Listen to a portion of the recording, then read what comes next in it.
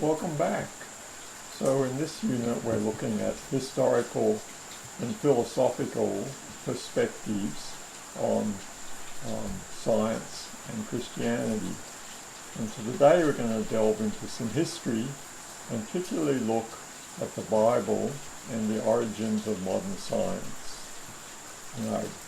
Some of this is based on a talk I've heard my colleague Professor Peter Harrison give, and he's a distinguished historian, and we'll mention some of his work later. Why should we study history?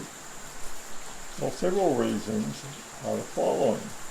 First, it helps us understand where we've come from, where our cultures come from, and institutions we're in, whether those are national governments, constitutions, or theological colleges, or scientific institutes.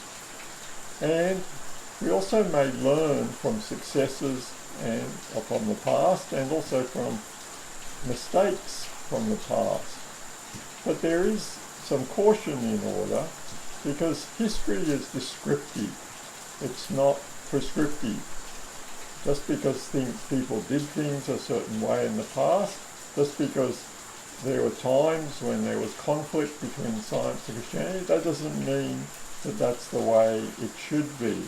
Just like the Old Testament graphically describes the history of Israel, just tells what they did. It doesn't provide a complete endorsement for everything that King David or the judges did.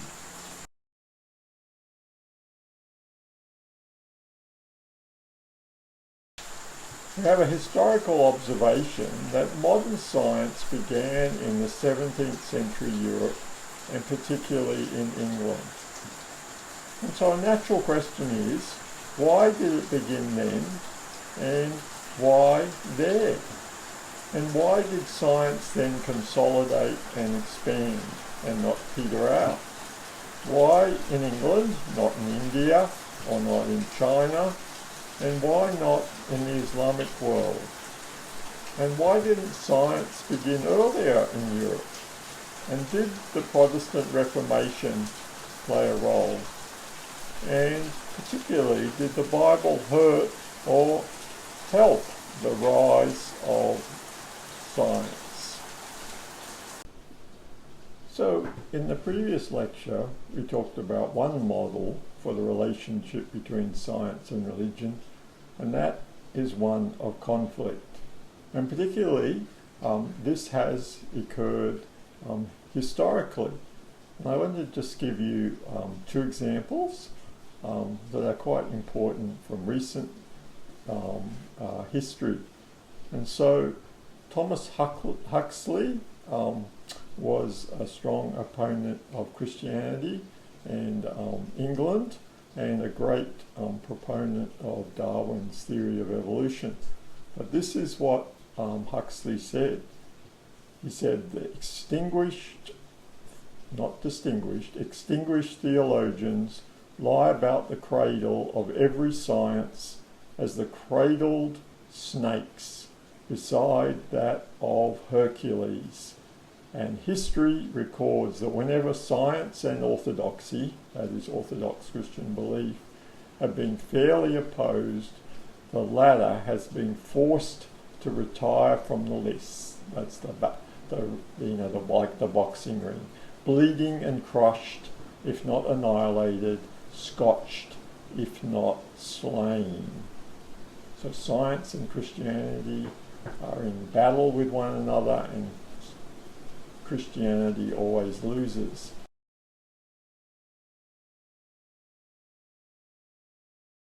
This is Christopher Hitchens, one of the new atheists. In 2007, he published a book, God is Not Great, How Religion Poisons Everything. He begins, religion has run out of justifications. Thanks to the telescope and the microscope, it no longer offers an explanation of anything important. Where once it used to be able, by its total command of a worldview, to prevent the emergence of rivals, It can now only impede and retard or try to turn back the measurable advances that we have made. So again, someone who subscribes to the conflict idea of relationship between science and Christianity. But it's important to look at history and just to see where science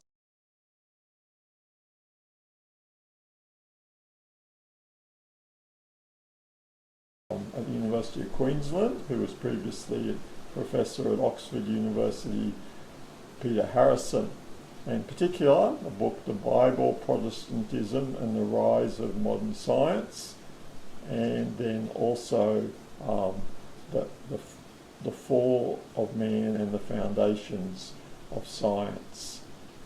And so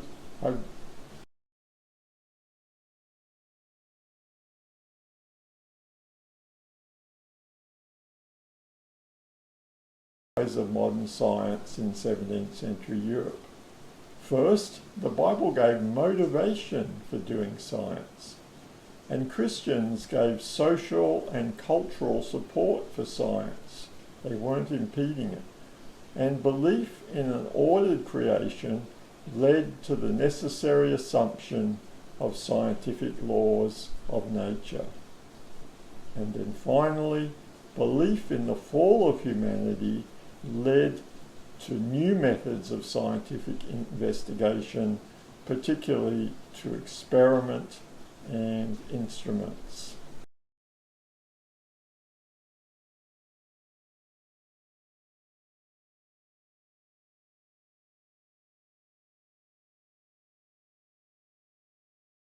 Works. This was introduced by Augustine, but also advocated by some of the founders of modern science, such as Francis Bacon. And God reveals himself in complementary ways. Both books have the same ultimate author, and they cannot contradict one another. Both books require careful interpretation.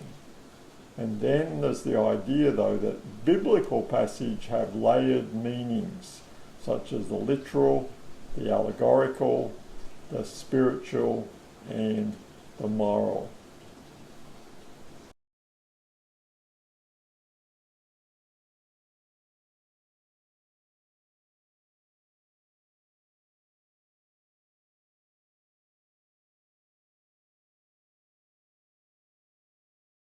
But now I see how God is,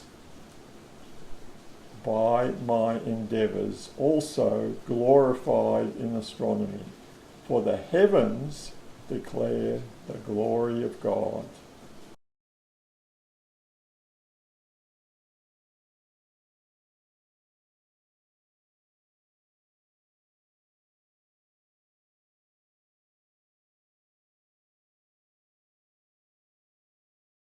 The latter does not at all hinder an inquisitive man's delight in the study of the former. Boyle also said science is discovering the perfections of God.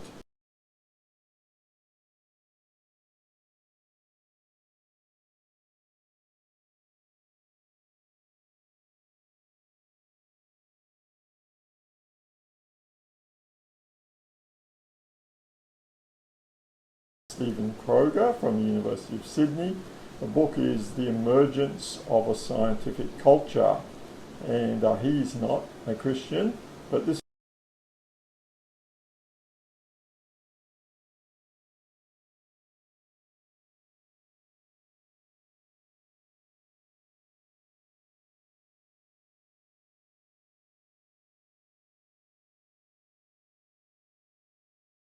from the fact that natural philosophy could be accommodated to projects in natural theology.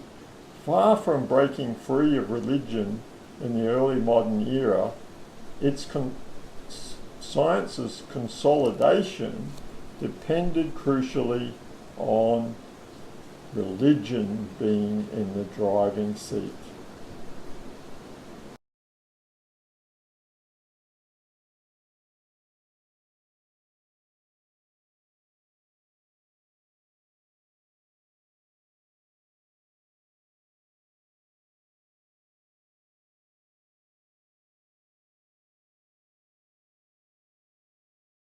and social support to the study of astronomy for over 6 centuries, from the recovery of ancient learning during the latter Middle Ages into the Enlightenment, than any other and probably all other institutions.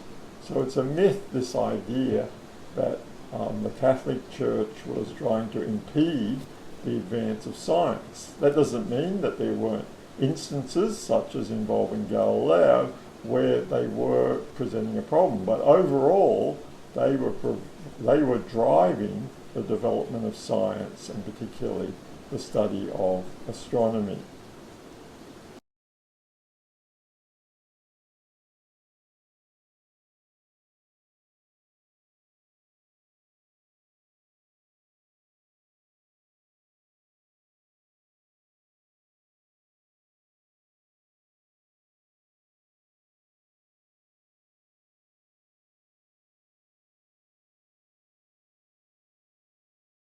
Of understanding nature. And third, there are laws of nature waiting to be discovered. Now, we might take these things as obvious, but that's because of that we live in the 21st century, and we've been taught these things again and again, often in high school, in science classes. But why is the world like that, and why did people start assuming these things to be true? Well, that's where theology and the Bible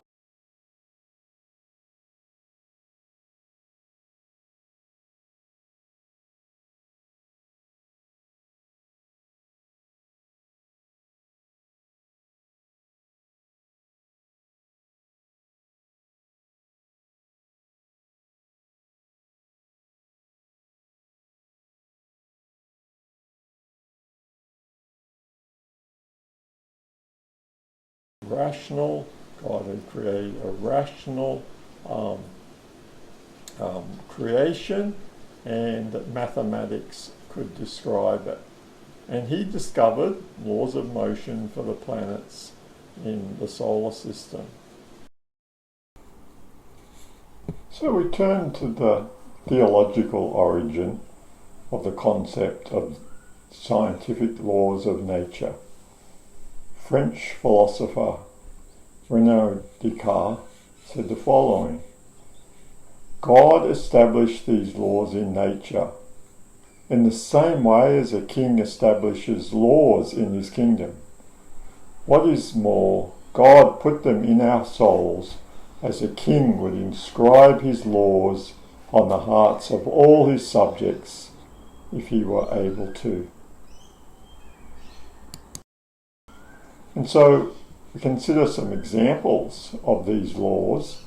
And some of the first laws that were discovered were the laws of planetary motion by Johannes Kepler, who we mentioned earlier.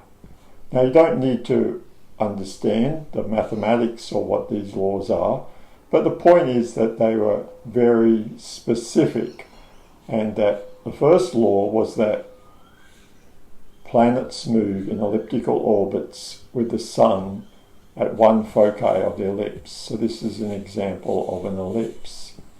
And then there was a law about how fast the planet moved around, and you could consider the line segment that the planet could sweep out during equal intervals of time. So in this period of time, it would go that far, and there was that corresponding area, and that period of time it would go this far at this part of the orbit, and these two areas, A1 and A2, are equal. There was also a law that was quantitative. It said that the square of the orbital period of a planet is proportional to the cube of the semi-major axis of its orbit. So again, you don't need to understand the detailed mathematics and physics, but the point is that there were these laws, and they were discovered, and people like Kepler believed that these laws had been ordained by God because God was the creator and was an orderly God. Here's some more laws. Maxwell's equations of electromagnetism. Maxwell was the leading theoretical physicist of the 19th century, and he was also a Christian. And what he did, which was amazing, in these four mathematical equations, he was able to present a unified theory of electricity, of magnetism, of electromagnetism, and of light.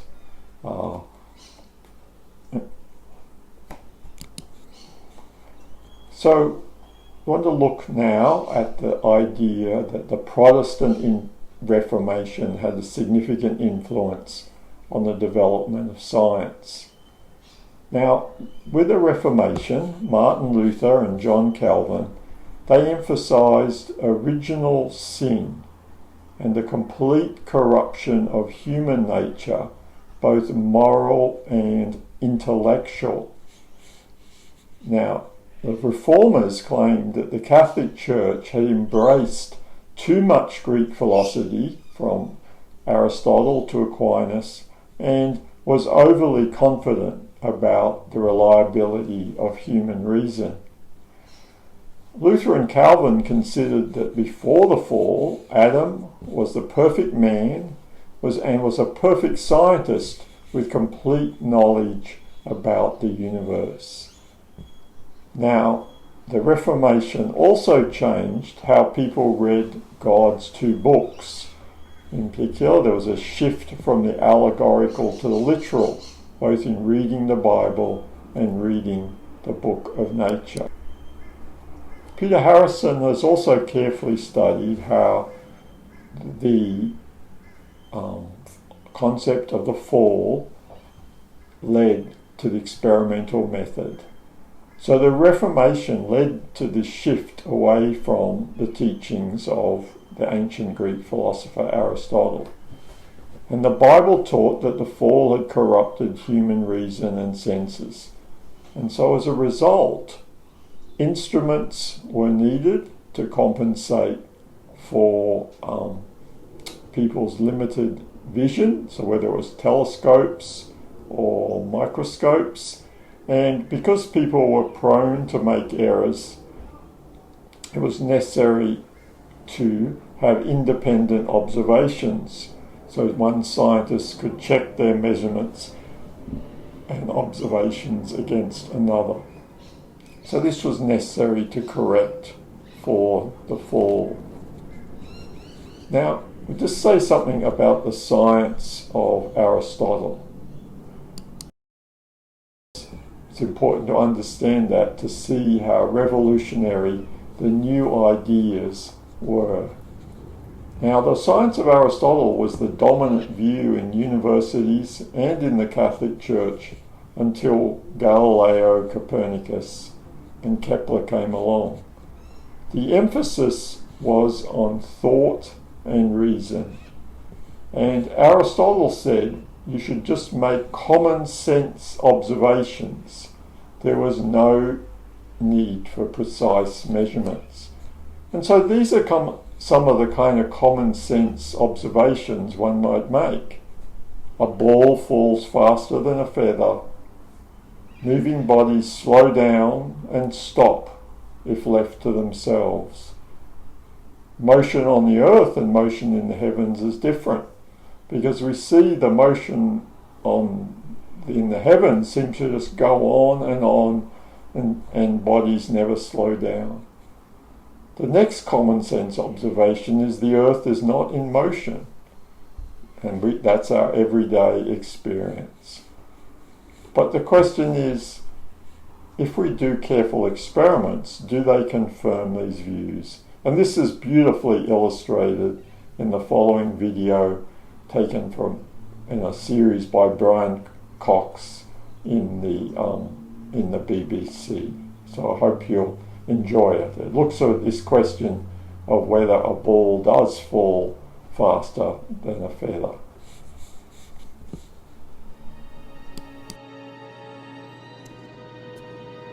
This is NASA's Space Power Facility near Cleveland, Ohio, and it is the world's biggest vacuum chamber. It's used to test spacecraft in the conditions of outer space, and it does that by pumping out the 30 tons of air in this chamber until there are about 2 grams left. And it's kind of got an eccentric construction, which is part of its history. It was built in the 1960s as a nuclear test facility to test nuclear propulsion systems, and that meant that they built it out of aluminium to make the radiation easier to deal with. Aluminium is not the best thing, the strongest material to build a vacuum chamber out of. So they built an outer concrete skin, which is part radiation shielding and part an external pressure vessel, so that this thing can take the force that's present on the outside when it's pumped out to the conditions of outer space.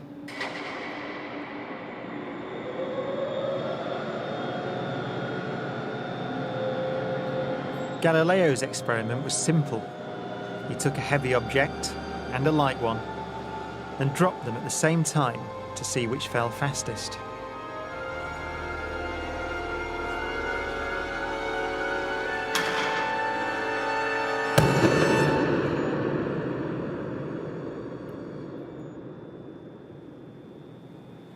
Now in this case, the feathers fell to the ground at a slower rate than the bowling ball because of air resistance.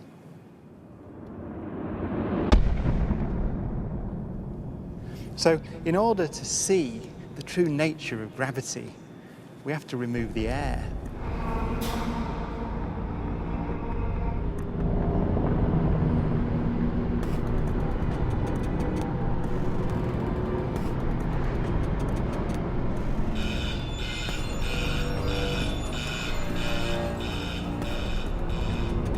It takes 3 hours to pump out the 800,000 cubic feet of air from the chamber.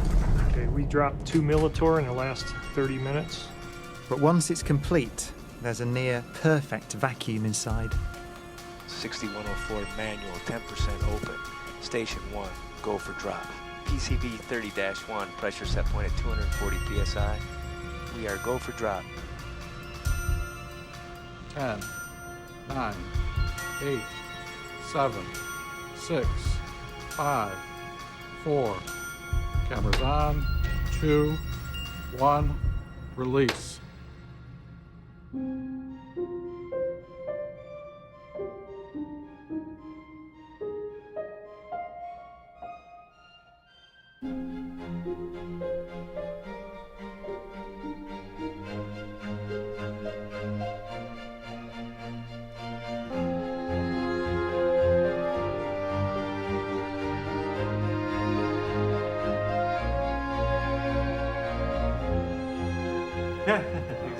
Exactly. Exactly. They came down exactly the same. Wow. Look. Watch right there. Look at how they hit right there. Exactly. You're back on the side. Exactly the same. Feathers don't move, nothing. Look at that. That's just brilliant.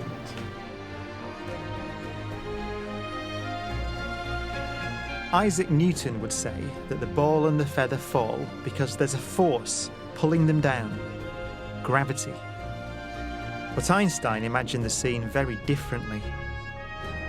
The happiest thought of his life was this. The reason the bowling ball and the feather fall together is because they're not falling. They're standing still. There is no force acting on them at all.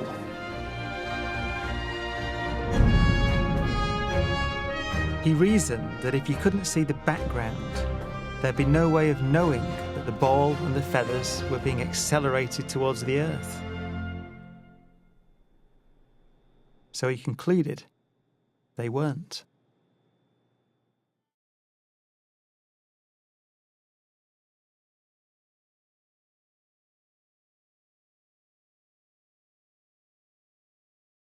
To be the founder of the scientific method, and he was heavily influenced by the concept of the fall and why that was important for science.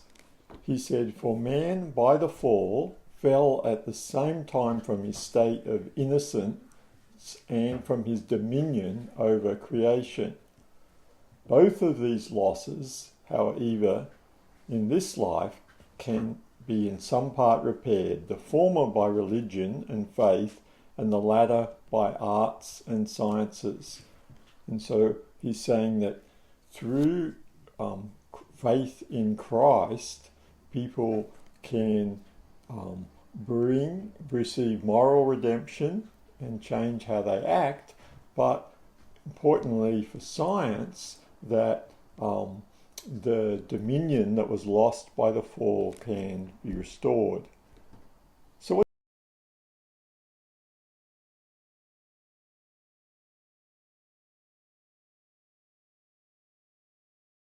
he particularly developed microscopes, and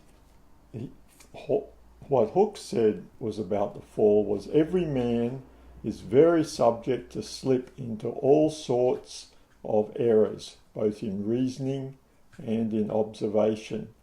And so because of the fallen nature of humanity, it meant that reasoning was flawed and observations could be flawed, and so we needed to correct for that. And this motivated the development of new instruments such as microscopes and telescopes. And here we see an example. He wrote a book called Micrographia, and there's a picture there on the lower left of the compound microscope he developed, and there's a picture then of a flea that he was able to see in great detail through the microscope.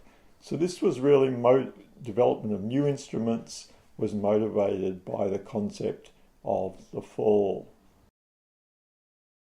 Before the Reformation, nature was valued as a source of religious symbols. You can see here a picture in the lower left of a stained glass window with a pelican, which was viewed as a model of sacrifice, and so was providing insight into spiritual truths about Christ. People didn't think about nature in terms of biology the way they do today. And so, and you also see here even a pulpit. But after the Reformation, people began to look at nature in a different way. So this is an example. Let's consider what pre-Reformation people said about the pelican. It is devoted to its young. When it gives birth and the young begin to grow, they strike their parents in the face. But their parents, striking back, kill them.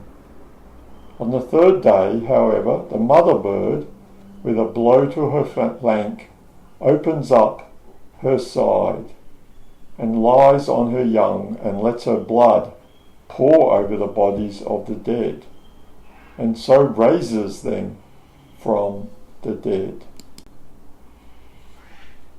So, in a mystic sense, the pelican signifies Christ, Egypt, the world.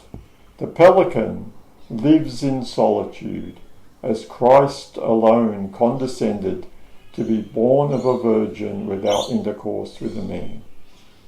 The pelican is solitary because it is free from sin, as also is the life of Christ. It kills its young with its beak, as preaching the word of God converts the unbelievers. The pelican weeps ceaselessly for its young, as Christ wept with pity when he raised Lazarus. Thus, after 3 days, it revives its young with its blood, as Christ saved us, whom he has redeemed with his own blood. And so you can see that this is a very different from modern biology. If you read in modern biology about pelicans, it will not describe it this way, and particularly it will not. Modern science would not try to make these connections to the Bible and wouldn't be so concerned with allegory. The pelican would be interpreted more literally. So the Reformation led to a shift from allegorical to literal readings. And so God's first book, Scripture, was read differently. And the second book, Nature, was also read differently. It was no longer read allegorically, it was read literally. And so this literal meaning made that one was concerned with taxonomy, classifications, and also with mathematics. So let me conclude. I hope I've convinced you that the Bible was influential in the rise of modern science in the 17th century Europe. The Bible gave motivation for doing science. Christians gave social and cultural support for science, particularly the way the Catholic Church supported astronomy. And then the belief in an ordered creation led to the necessary assumption of scientific laws of nature. Belief in the fall of humanity led to new methods of scientific investigation, experiment and instruments such as telescopes and microscopes. And nature was now read more literally in terms of mathematics and taxonomy. Well, what does this have to do today? Contrary to popular views, the Church helped rather than hindered the rise of modern science. And so Christians should be proud of their scientific heritage.